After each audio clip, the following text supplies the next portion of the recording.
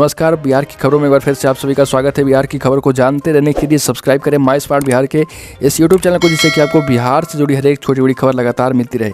आइए दोस्तों, बिना समय गवाए खबरों को चलते हैं। सबसे पहली और बड़ी खबर, दरभंगा रेलवे स्टेशन पर 17 जून की दोपहर 3:30 बजे जिस पार्सल में ब्लास्ट हुआ था, असल में उस ब्लास्ट की टाइमिंग और जगह आतंकियों ने कुछ और तय कर रखी थी। इनके टारगेट पर सिकंदराबाद से दरभंगा के बीच चलने वाली 07007 डाउन स्पेशल ट्रेन में सवार बेगुनाह पैसेंजर थे, जिन्होंने आतंकवादी हमेशा के लिए मौत की नींद सुनाने वाले थे, मगर इनकी प्लानिंग पूरी तरह से फेल हो गई। पार्सल के अंदर रखे लिक्विड बम का ब्लास्ट तब हुआ जब वो ट्रेन दरभंगा स्टेशन पहुंच चुकी थी।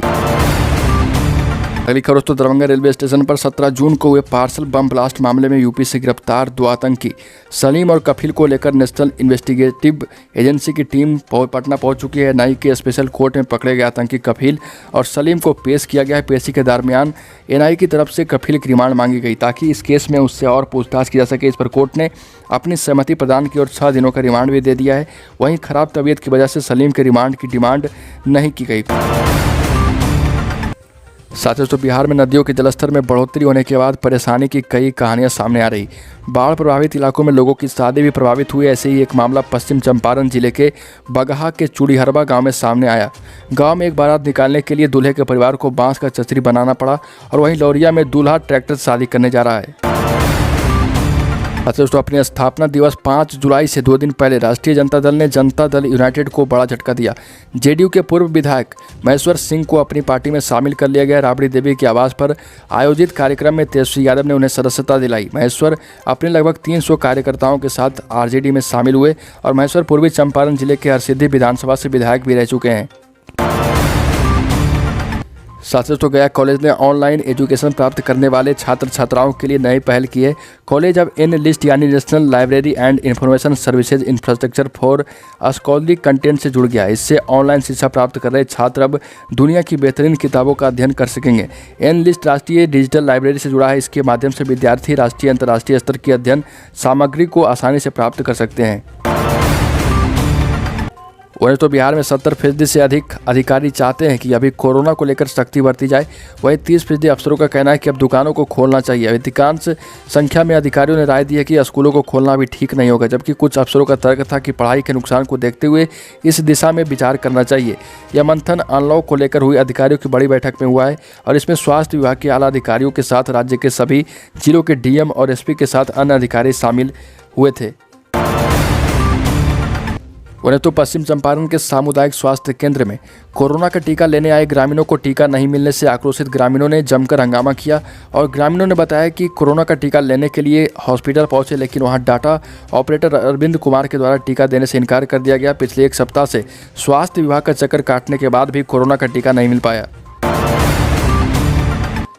साथ ही तो कोरोना महामारी और लॉकडाउन की वजह से अब बिहार के गया में स्थित विष्णुपद मंदिर की व्यवस्था बिगड़ने लगी।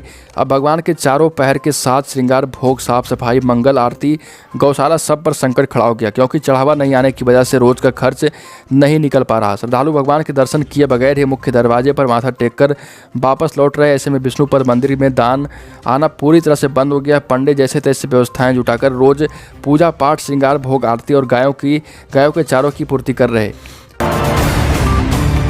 साथ ही दोस्तों, मौसम विभाग ने बिहार के तराई के 12 जिलों में बारिश का अलर्ट जारी किया है। सुपौल, अररिया और पूर्णिया के साथ इन जिलों में तेज बारिश होगी। मौसम विभाग के मुताबिक इन जिलों में 1-2 स्थानों पर भारी बारिश के साथ आकाशीय बिजली का भी खतरा है। ऐसे में मौसम खराब होने पर लोगों को घर से बाहर खुले में नहीं जाने को लेकर सावधान किया गया है। पटना सहित 7 जिलों में अगले 2 से 3 घंटे में बारिश का ऑरेंज अलर्ट भी जारी किया गया है। वहीं उत्तराखंड में तीरथ सिंह रावत के इस्तीफे के बाद पुष्कर सिंह धामी राज्य के 11वें मुख्यमंत्री होंगे। उनके नाम पर शनिवार दोपहर को भाजपा विधायक दल की बैठक में मुहर लग गई और ये बैठकें 3 बजे से केंद्रीय पर्यवेक्षक नरेंद्र तोमर और प्रदेश प्रभारी दुष्यंत कुमार गौतम की मौजूदगी में हुई। इस बार भाजपा ने तमाम अनुभवी विधायकों को दरकिनार करते हुए युवा चेहरों को तवज्जो दी और वो कल मुख्यमंत्री पद की शपथ लेंगे। केंद्रीय पर्यवेक्षक ने मीडिया से कहा कि बैठक में किसी दूसरे नाम की चर्चा नहीं हुई, सिर्फ पुष्कर सिंह धामी का नाम रखा गया और सबकी सहमति से इस पर मुहर भी लग गया। दोस्तों सिवान में शुक्रवार देर रात दिवंगत शहाबुद्दीन के बेटे ओसामा से समाजवादी पार्टी नेता अबू आजमी की मुलाकात से सियासत गर्मा गई। राष्ट्रीय जनता दल से खफा चल रहे शहाबुद्दीन परिवार पर अब समाजवादी पार्टी की पैनी निगाह है। उत्तर प्रदेश के पूर्वांचल सहित बिहार के सीमाई इलाके में शहाबुद्दीन परिवार की पकड़ मजबूत है, जिसे सपा अपने पाले में करना चाहता है।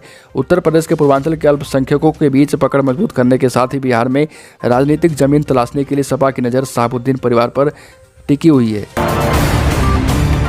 औरंगाबाद में नेवी जवान राज दीपक का पार्थिव शरीर गोठानी गांव में पहुंचते ही माहौल गमगीन हो गया है। अंतिम दर्शन को हजारों की संख्या में लोग इकट्ठे हो गए और पोरबंदर से आए नेवी जवान और स्थानीय आर्मी ऑफिसर ने उन्हें अंतिम सलामी दी है। भारत माता के सपूत की यात्रा में लोग भारत माता की जय के नारे लगाते रहे। रफीगंज प्रखंड के कोटवारा पंचायत के गोठानी गाँव में अनिल सिंह के पुत्र राज दीपक की गुजरात में पोरबंदर में 30 जून को ड्यूटी के दौरान सड़क हादसे में मौत हो गई।